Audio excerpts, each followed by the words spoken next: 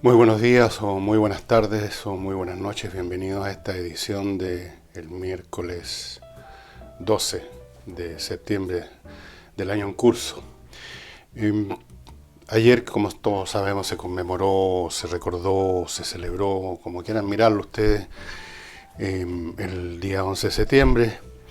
Y ahora la polémica, como dicen, ahora siempre todo es polémica, es las palabras de Piñera al respecto y las críticas que inmediatamente surgieron acusándolo de estar contextualizando el problema. Con esto, aparentemente el verbo contextualizar equivaldría para algunos a condonar, a perdonar, a justificar.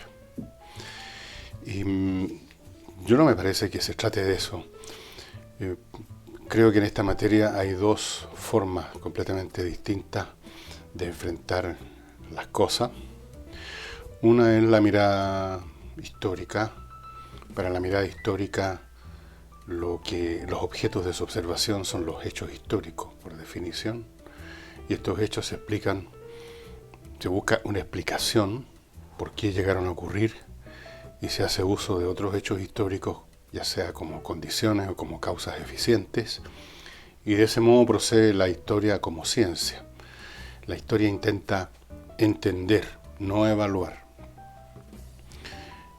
Y por otro lado tenemos la narrativa épica o sacramental que toda organización, movimiento hace de sí misma, donde los hechos ya no son simplemente hechos, tienen una significación trascendental, ante la cual las posturas son diferentes.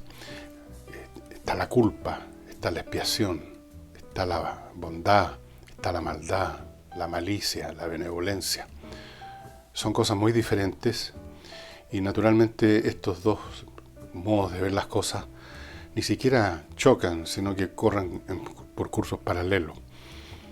Por consiguiente, cuando alguien que está en la narrativa sacramental escucha a alguien que está en la narrativa histórica, le parece que se está cometiendo un pecado, que se está asaltando el valor trascendental de ese hecho, de esa situación, con una mirada que busca condonarla. Esa es la sensación que tienen. O alguna otra reacción emocional de ese tipo. Les cuento como anécdota que en el siglo XIX, en Francia, debe haber sido alrededor de 1850, 1860, no me acuerdo la fecha, un escritor llamado Renan escribió una vida de Jesús. Y la escribió a lo largo de una vida histórica, como quien escribe la vida de Julio César. Y hizo una serie de consideraciones que son absolutamente realistas. Es como que yo dijera, yo no sé si dijo esto exactamente Renan, pero lo puedo decir yo, que la pasión de nuestro Señor Jesucristo, tal como la ven los cristianos, no tiene nada de extraordinario. Se podría decir desde el punto de vista puramente histórico que la crucifixión era simplemente un método de ejecución de criminales condenados a muerte que se estaba ocupando desde hacía muchísimo tiempo en los territorios de Roma, bajo el dominio de Roma, que la muerte de Jesús incluso fue menos terrible que la de otros miles de crucificados a lo largo de la historia, porque a este Jesús, un soldado con compasión, le clava una lanza y acaba con sus sufrimientos, mientras que normalmente un crucificado estaba días, muriéndose de sed, de hambre, bajo el sol que lo quemaba, con insectos por todos lados. En otros casos, durante el imperio de Nerón, allá por el 50-60 después de Cristo, después del incendio de Roma, que él culpó a los cristianos, como ustedes recordarán, tomó a un montón de cristianos y los crucificó también, pero los hizo quemar vivos, eran como antorchas en las calles de la ciudad. Esas muertes desde el punto de vista puramente biológico, si uno examina estas cosas así fríamente, son peores que las de Jesucristo. Pero vaya usted a decir eso a un cristiano. Para el cristiano no se trata del dolor físico, no se trata del hecho histórico, no se trata de que hay un método de ejecución que era muy usado desde siempre. Es un hecho fundacional de una religión. Es un hecho sacramental. Adquiere otro valor, otro significado. Y por tanto una mirada fría que diga, bueno, a Jesucristo simplemente lo crucificaron, como habían crucificado a miles, y crucificarían a otros miles después que él. Esa mirada fría es como un insulto para el creyente. A un cristiano que usted le dice todo esto se va a molestar. Para las organizaciones de izquierda digo, no hablemos más de progresismo, por favor. Los eventos del 11 de septiembre no son meramente un hecho histórico que ocurrió fríamente vistas las cosas, porque habían una serie de circunstancias y hechos previos que llevaban a ese choque violento.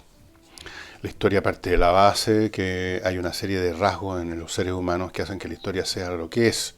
Si fuéramos de otra constitución, si fuéramos animales, por ejemplo, no tendríamos historia para empezar. Tendríamos meramente una de historia biológica, a lo mejor nos estaríamos transformando de acuerdo a las leyes de Darwin. Tenemos una historia porque tenemos pasiones, tenemos motivos, intereses, egoísmos, bajezas, malevolencia y un montón de defectos y 2 o 3 virtudes. Y de la mezcla de esas cosas es la historia como es, los choques de intereses, las guerras civiles, las guerras internacionales, la explotación del hombre por el hombre, todas esas cosas derivan de cómo estamos hechos. Y la historia toma eso como un axioma, como una cosa básica, y luego examina cada evento conforme a su razón histórica. ¿Por qué Julio César fue a las Galias? ¿Por qué le ganó a los galos con una matanza enorme? ¿Por qué se produjo el quiebre de la democracia o de la República Romana y se llegó finalmente el imperio, el principado? No hay evaluaciones. Esto no es bueno, no es malo, aquí hay un culpable, un malo que tiene que expiar su culpa, que tiene que ir de rodillas a lo Vázquez, no. Es simplemente una observación. Eso para una persona de izquierda que además puede haber personalmente sufrido algunas tribulaciones, ese discurso histórico es inaceptable. Suena a alguien que está tratando de disculparse. Suena a alguien que está tratando de disminuir su responsabilidad. Para ellos lo del 11 de septiembre se suma a otros episodios de victimización y martirologio. La historia de la izquierda, si ustedes la examinan en un libro común y corriente, de historia de esos movimientos, se van a encontrar con que los elementos que más brotan ahí con más fuerza y con más pasión no son simplemente el hecho de que algún día Marmaduke Grohe y otro caballero fundaron el Partido Socialista, sino que se funda en la masacre de Santa María de Iquique, las persecuciones en la época de González Videla y por supuesto el golpe del 11 de septiembre. Son hechos dramáticos que que tienen otra significación. Entonces estas dos visiones corren en paralelo y cuando llegan por un momento dado a acercarse, a coincidir, chocan brutalmente, porque son, por las razones que he dado. Y es evidente que el 11 de septiembre no cayó del cielo. Cualquier persona con medio dedo de frente comprende que esto no fue el resultado de una maldad, de una conspiración maligna, que esto venía preparándose hacía tiempo, la trizadura de la que hablé ayer. Pero yo entiendo que para quienes viven los acontecimientos, las cosas toman otro cariz. Esto es como en un funeral. Cuando a uno se le muere la madre, uno no se pone simplemente a hacer un análisis forense acerca de las causas de su muerte, sino que uno simplemente es golpeado en otros planos emocionales. La historia de la familia cambia. Es otra cosa. La muerte de esa persona no es meramente un hecho biológico, es un hecho familiar, sentimental, etc. Entonces, de ahí que cada vez que alguien aparece, ya sea una figura pública o yo mismo, que no soy nadie en realidad, haciendo un análisis desapasionado, tratando de entender las cosas, suena como que uno está intentando legitimar, que uno tiene una agenda, que uno es partidario del crimen, que uno está queriendo minimizar, porque claro, si uno dice todos somos culpables, entonces nadie es culpable, lo cual es cierto. Pero cuando uno hace un análisis histórico, tiene que por lo menos distribuir en distintos grados las responsabilidades, no hablemos de culpa. Y eso simplemente es inaceptable para la mirada sacramental de la izquierda, para la cual todos estos hechos, los sacrificios, son parte constitutiva muy íntima. Es como en el cristianismo. El cristianismo, estimado amigo, tiene una historia bastante común y corriente en el sentido de que hay una organización que es el papado, la iglesia, tiene jerarquías, un papa sucede a otro, toman distintas iniciativas, uno puede escribir una historia del papado, se han escrito muchas, pero lo que realmente hace sentido para un cristiano son los elementos sacramentales, las pasiones, la pasión de Cristo, los perseguidos durante las persecuciones en el Imperio Romano, los mártires. La gente no va a las iglesias a rezarle a un cura que simplemente hizo su carrera y un día lo jubilaron y lo llevaron a un monasterio a descansar, sino que se pide favores a santos y santas que han sufrido algo, han sufrido un martirio. Eso es. Y se recuerda a San Esteban y a Santo Tomás, y a personas que han sufrido un tremendo ataque, se han sido víctimas. Esos son los elementos emocionales constitutivos del cristianismo, y usted no va a venir a simplemente hacer un análisis y decir, por ejemplo, como podría decir yo en este momento, que las llamadas persecuciones de la iglesia en el siglo III, después de Cristo especialmente, durante ese siglo que yo en algún audio que he subido llamé la crisis del siglo III, o sea, no lo llamo yo, todos los historiadores la llaman. Si yo sacara los números ligeros, saben ustedes que se ha exagerado mucho y que las persecuciones fueron mucho más leves de lo que parece. Normalmente se llevaba a un cristiano que había sido acusado por alguien, porque nos faltan los delatores en este mundo, ante el cónsul, ante el gobernador, ante la autoridad romana, y la autoridad romana le decía, mire, lo único que le estamos pidiendo es que tome una ramita de incienso y la queme en honor al emperador. Eso es todo, no le estamos pidiendo que dramáticamente usted rechace su religión, no nos interesa el punto. Sacrifique por el emperador, y le daban 1.000.000 de oportunidades, y normalmente eran muy pocos los que eran puestos en esa situación, de manera tal que los mártires y las víctimas fueron un 1 por 1000 de lo que se cuenta.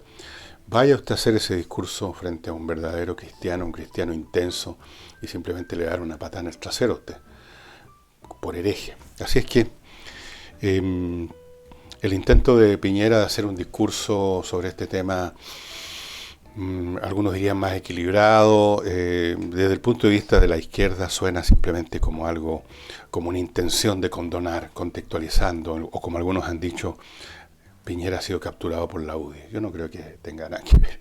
No me imagino a Piñera capturado por la UDI, ni capturado por nadie, la verdad. Esto es un tema de discursos paralelos diferentes. Dicho lo cual, la izquierda entonces, que no espera explicaciones, sino espera conmemoraciones, o sea, grandes eventos significativos desde el punto de vista moral. Los movimientos se tienen que afirmar en algo grandioso. No pueden simplemente contarse así con frialdad. Incluso veamos el caso de la historia de Chile, la historia de nuestras guerras. En la guerra del Pacífico se recuerda mucho más, muchísimo más, la batalla de la Concepción, porque fue un sacrificio de todos los soldados chilenos que estaban ahí, los 79 creo que eran. Y casi no se recuerda ni se habla de la batalla de Chorrillo o la batalla de Miraflores, en que terminó esa guerra venciendo las últimas defensas de los peruanos. Los bolivianos ya se habían arrancado hacía mucho rato esa guerra. Andrés Moroá, me acuerdo en algún libro, contaba que para los ingleses es mucho más interesante recordar la retirada de Dunkerque, que fue una derrota, que batallas que ganaron después. Siempre el sacrificio, la muerte, la derrota con visos heroicos o con visos supuestamente heroicos, porque se adorna bastante, es mucho más significativa, y es con ella que se fundan los mitos históricos. Creo que ya hablamos acá o en alguna parte ha hablado acerca de la tremenda distorsión que entraña siempre la historia oficial. Y el cristianismo, o la izquierda, o cualquier movimiento, o cualquier historia nacional, está repleta de esos elementos. Ustedes revisen cualquier texto de historia de cualquier país, se van a encontrar con la misma mecánica. La fuerza que tienen los eventos trágicos, los eventos, las narrativas heroicas, los sacrificios, las victimizaciones, mucho más que cualquier otra cosa.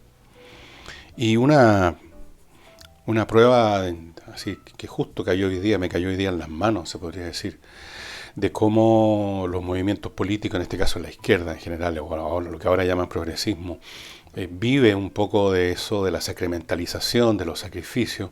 Es lo que está pasando con Lula. Fíjense, Lula efectivamente ya no va a poder ser candidato del Partido de los Trabajadores porque está condenado, así de simple. Un condenado no puede ser candidato a la presidencia. Pero ya no se está hablando, ya se está preparando el mito, ya no se está hablando de que simplemente Lula no va a poder ser candidato y que por esa razón el Partido de los Trabajadores está buscando otro candidato que sería Fernando Haddad. No. Yo por lo que he leído hoy día nada más, quizás cuánto más se va a agregar en el curso de la semana, incluso analistas políticos, los analistas políticos latinoamericanos son un chiste, perdónenme, están hablando de la renuncia de Lula. O sea, Lula, fíjense cuando uno renuncia, hay un elemento de victimización, de sacrificio. Él está renunciando. Otros están hablando de que Lula decidió dejar la carrera. Ustedes ven que ya hay una distorsión semántica y conceptual inmediata porque no es que Lula haya renunciado, sino que Lula fue condenado por sus crímenes de corrupción y no puede ser candidato. Él no renunció, lo renunció la Corte que lo condenó. Él no decidió la Corte que lo condenó. Pero ya se está contando un cuento y no me cabe ninguna duda que la campaña de Fernando Haddad, que va a tener muy buenas posibilidades de ganar por eso mismo, va a estar basada en el sacrificio y el martirologio de Lula. Ya están hablando, vamos a ganar, vamos a llevar a cabo esta batalla por Lula. Lula se convierte en una animita política para la izquierda en Brasil y por lo tanto en un hecho sacramental. Ya no se trata de alguien que robó y recibió sacos con plata y se compró departamento y se enriqueció. Se trata de un mártir del movimiento progresista de Latinoamérica. Esa es la narrativa que se está ya empezando a instalar. Podríamos mencionar 1.000.000 de ejemplos más nacionales e internacionales de cómo los movimientos políticos, los movimientos religiosos, o sea, aquellos procesos que tienen un elemento emocional muy potente, construyen su historia, su narrativa de una manera donde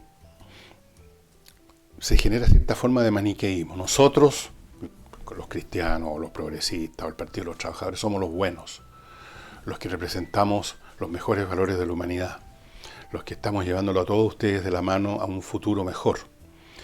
Pero estamos sufriendo estos ataques del mal. El maniqueísmo es una postura religiosa que supone que hay dos dioses, el del mal y el del bien, en una lucha perpetua. Entonces aquí el dios del mal son aquellas fuerzas oscuras y terribles que condenaron a Lula por meter las manos en el cajón. Eso es el colmo de la maldad, hacer esa condena. Y Lula entonces se convierte en un hombre que se sacrifica, que renuncia por los trabajadores de Brasil. ¿Se fijan ustedes que esa narrativa es mucho más interesante para el Partido de los Trabajadores que decir, bueno, miren, teníamos un candidato que era Lula, pero resulta que lo metieron preso, así que ahora tenemos este otro? Eso es muy seco, muy frío, muy desapegado, no calienta a nadie. Y otra cosa interesante que surgió, no es interesante, es un poco repetitiva en realidad, a propósito de la celebración propia que hicieron la izquierda en el Congreso Nacional, o la conmemoración más bien, no celebración, del 11 de septiembre, donde todos fueron con un toque muy españolado de la Guerra Civil de 1936, con un clavel rojo. Todas estas cosas son muy importantes para los movimientos y para las religiones. La izquierda en cierta forma es una religión sin Dios. Y llamaron a la unidad una vez más. La oposición, aprovechando el momento en que están todos, por lo menos en ese momento, en la misma postura emocional, porque están recordando a las víctimas del 11 de septiembre y días posteriores, que fueron los que realmente trajeron más víctimas, alguien llama a la unidad. Y uno se hace la pregunta habitual: ¿unidad alrededor de qué? Porque no existe la unidad en abstracto. La unidad no es meramente que uno junte un montón de gente en un solo lugar. La unidad política significa que un grupo de personas, mayor o menor, se ponen de acuerdo, llegan a un consenso respecto a una plataforma de ideas. No es meramente votar juntos, eso es una forma de unidad muy barata y muy penca.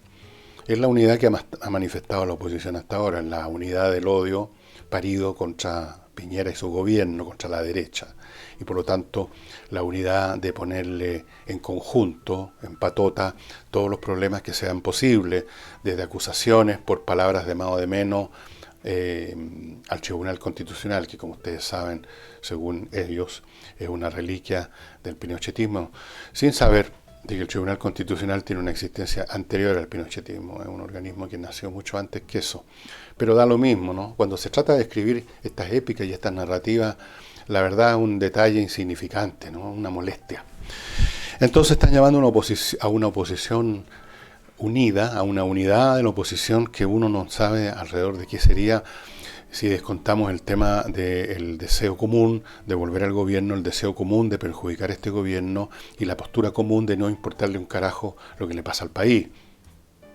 Porque si el día de mañana, y yo creo que ya ha pasado, el presidente, el gobierno presenta un proyecto razonable en alguna cosa, yo creo que ha presentado por lo menos un par de proyectos razonables en más de una cosa, de todas formas va a ser rechazado, o si no en plano, o con demorado y finalmente desguazado literalmente con un millón de observaciones, porque aquí lo que interesa no es lo que es bueno o malo para el país, aquí lo que interesa es qué es lo que es bueno o malo para la oposición. Bueno para la oposición es todo lo que perjudique al gobierno, aunque también a la pasada perjudica al país. Bueno, malo es todo lo que perjudica a la oposición, aunque sea bueno para el país. De forma que se trata de una unidad bastante mezquina. Todavía no sabemos de ningún punto común, de ninguna visión común acerca de lo que pasó y lo que va a pasar. Esas visiones la izquierda las tuvo en un tiempo.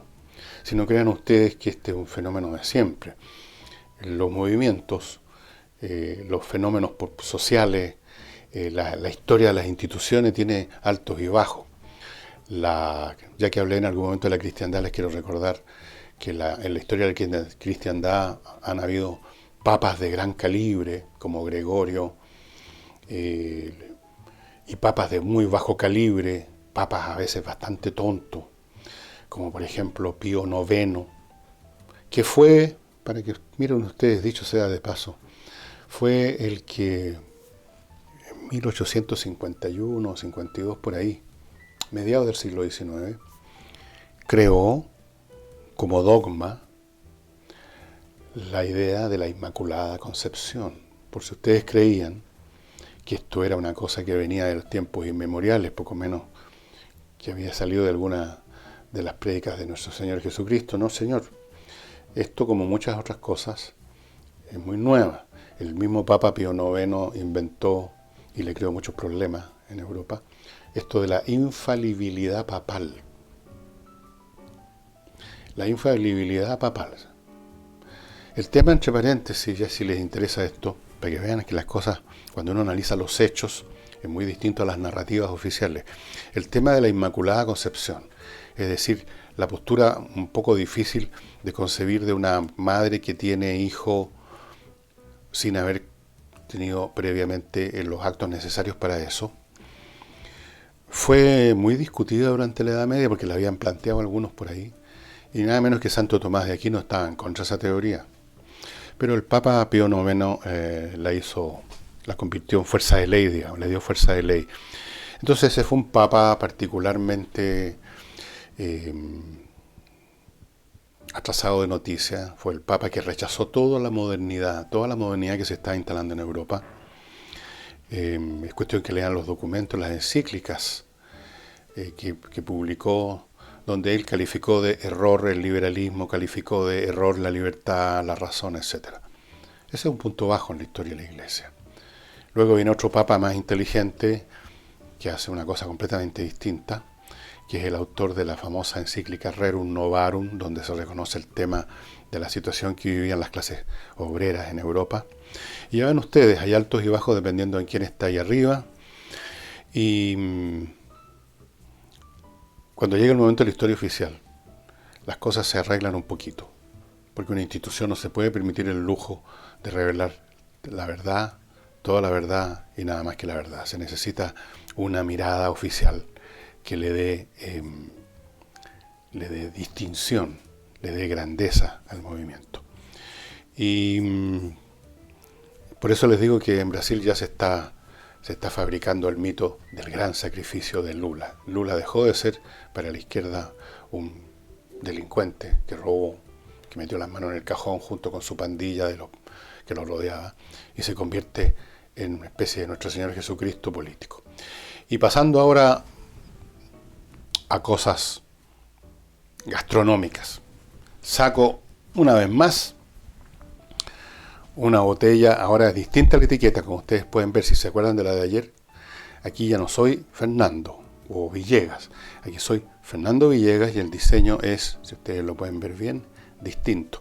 Este es el vino que produce una de las 700 o más pequeñas viñas que hay en Chile, muchas de ellas viñas de propiedad de una familia que se dedican ellos mismos a producir vino, muy poco vino a veces, vinos de nicho podríamos llamar.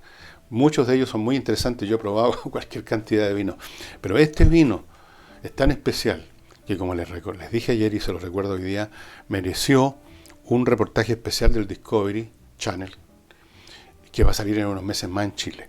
El vino es muy rico, está hecho con mucho cuidado, con varias cepas, hay varias cepas aquí. Y la otra novedad es que la viña es usted, el que recibe el vino. En este momento la viña es, perdónenme, cosecha exclusiva Fernando Villegas. Y de esa viña, de esa cosecha, hay una sola botella que es esta. Usted puede regalarle a sus amigos, a sus parientes, a quienes están cumpliendo, no sé, un cumpleaños muy especial. Ayer hablaba de don Anacleto, que cumplía 98. Puede ser alguien que se casa, alguien que se descasa. Hay gente que celebra eso. Puede ser un almuerzo corporativo o una comida donde se invita a clientes a los cuales se les da comida y además un discurso para que sigan siendo clientes. Y cada uno de ellos puede recibir una botella con su propio nombre. Ni siquiera es necesario que todas se llamen como se llama la empresa, para nada. Cada persona va a tener, si yo estoy en esa reunión, Fernando Villegas. Si está mi hermano, Eugenio Villegas. Si está un primo, qué sé yo, Mario, no sé cuánto. Es entonces una viña total y completamente personalizada. Ustedes están viendo los datos en pantalla. Hay ahí un sitio web. Ustedes se comunican con ellos, diseñan con ellos no solo el nombre, no solamente ustedes dan el nombre, ustedes diseñan con ellos cómo lo quieren, todo esto. Y el pedido mínimo es una botella. O sea, usted no está obligado a pedir aquí cantidades de vino. Si quiere la botella. Por último, para usted, porque quiere celebrar que se quedó solo al fin tranquilo en su casa. Hay gente que hace eso, realmente. Ya saben, pónganse en contacto con esta viña en la dirección que ustedes están viendo en pantalla y ordenen la viña que quieren. Y dicho eso, vamos a escuchar otra vez este ruido maravilloso. ¡Qué horror! Y vamos ahora a algo que mencioné que iba a hacer en este programa y que es de vez en cuando leer un mail que tiene un material que me parece interesante. Siempre lo voy a hacer, como en este caso, sin leer el autor. Dice así: disculpe por no identificarme con mi nombre completo, pero soy funcionario público y tengo miedo de darlo. Tengo miedo por todo lo que voy a contar. Aquí viene.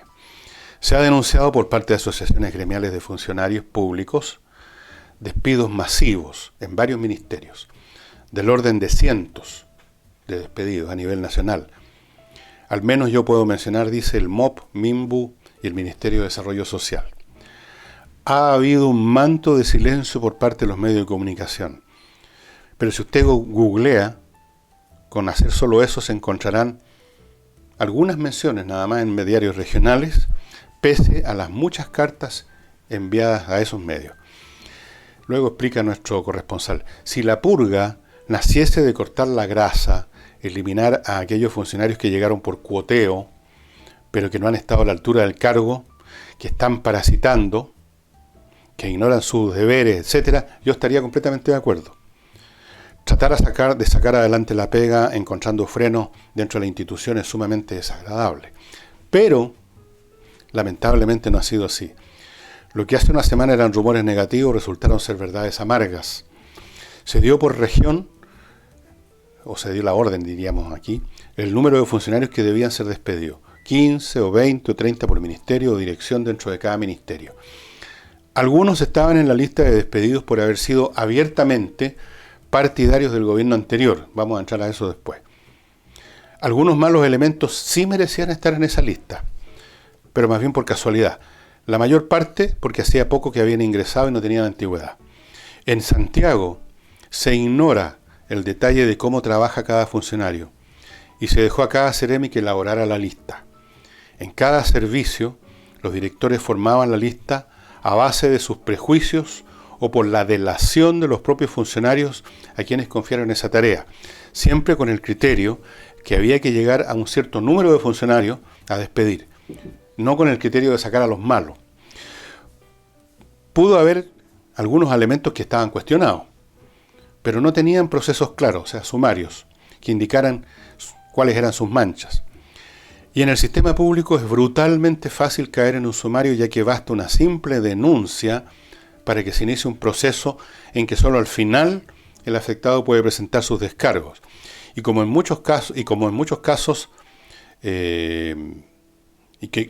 ocurre en muchos casos, pueden demostrar que no tenían responsabilidades en lo que se les está acusando o se les está investigando. Durante esta semana, esto me llegó la semana pasada. Durante esta semana a nivel nacional se produjeron varias recontrataciones, pero el gran rumor ahora es que eso va a durar hasta diciembre. Es el tiempo en que se acaba el contrato de los que están a contrata, sistema de contratación donde el Estado puede emplear desde el 1 de enero hasta el 31 de diciembre, y si el Estado no le quiere renovar el contrato, no tiene que pagar ninguna indemnización. Cabe señalar que todos los que fueron despedidos están a contrata. El rumor dice que se están puliendo las resoluciones que se usaron en un comienzo porque estaban llenas de vicios y carecían de argumentos. Pero esa es una situación bastante común, la reparación de desperfectos del sistema estatal no lo lleva a cabo una nave extraterrestre, sino que otras personas que no son muy distintas a las que se estaban, tienen un carnet de militancia diferente o ninguno, pertenecen a un bando político diferente, son tan en promedio eficientes o ineficientes, flojos o diligentes como los que se fueron, y entran a funcionar un montón de casos particulares. Puede haber un parásito que logró atornillarse y no hay manera de sacarlo, y puede haber alguien que, a pesar de tener militancia y ser puesto ahí por su partido, era eficiente, pero como solo tenía contrato se le puede echar y se le echa, y se va el eficiente y queda el ineficiente. Es muy difícil reparar una institución pública así como así. Son organizaciones que en Chile, como en todo el mundo, están institucionalmente formadas de tal modo que atraen la ineficiencia, atraen el crecimiento tumoral, canceroso, y son defectuosas incluso en situaciones de guerra, cuando una sociedad está en una situación de vida o muerte, como se ha probado en millones de casos que se han estudiado después, que ha terminado un conflicto militar, y que normalmente no llegan precisamente los titulares de la prensa, porque sobre una guerra o sobre cualquier cuestión que abarca a una sociedad completa se pretende siempre que la narrativa sea bastante glamorosa, y esto de que en una institución, como pasó en la Primera Guerra Mundial, deje pasar un 50% de las municiones de artillería defectuosas de forma que no explotaban cuando caían a tierra. Hasta el día de hoy hay, dicho sea de paso, campesinos franceses que pasan un arado y les explota y mueren. Unos búhos que estaban enterrados de 1915, por ejemplo, y que vienen a explotar ahora. Esas cosas son posibles incluso en una guerra, imagínense ustedes en tiempos normales. De forma que lo que uno puede esperar como máximo es que hayan algunos cambios en la institucionalidad misma, en las grandes líneas de una institución que hagan posible que, a pesar de que el material humano es siempre más o menos el mismo, el resultado sea un poquito menos ineficiente. No es mucho más lo que se puede esperar. Dicho lo cual, eh, pongo, pongo fin al programa de hoy, no sin antes recordarles lo de siempre, que si ustedes quieren ser positivos con el medio ambiente, no basta con hablar del asunto, sino que hay que hacer cosas como entrar a creatividad positiva y obtener esos contenedores especiales de reciclaje que muy pronto las municipalidades que van a estar recogiendo, van a estar haciendo reciclaje, van a requerir, y usted puede entonces entregar la basura separada en distintas características, la basura de plástico, la de cartón, las botellas, los productos orgánicos, etcétera, y facilitar el reciclaje. No hablemos tanto y hagamos un poquito más, sumando y sumando, se logran grandes, enormes resultados. En China, por ejemplo, se han plantado bosques inmensos sobre la base de la acumulación del trabajo diminuto de millones de personas a lo largo de décadas. Como dicen los propios chinos, despacito, despacito se cazan los ratoncitos. Será hasta mañana.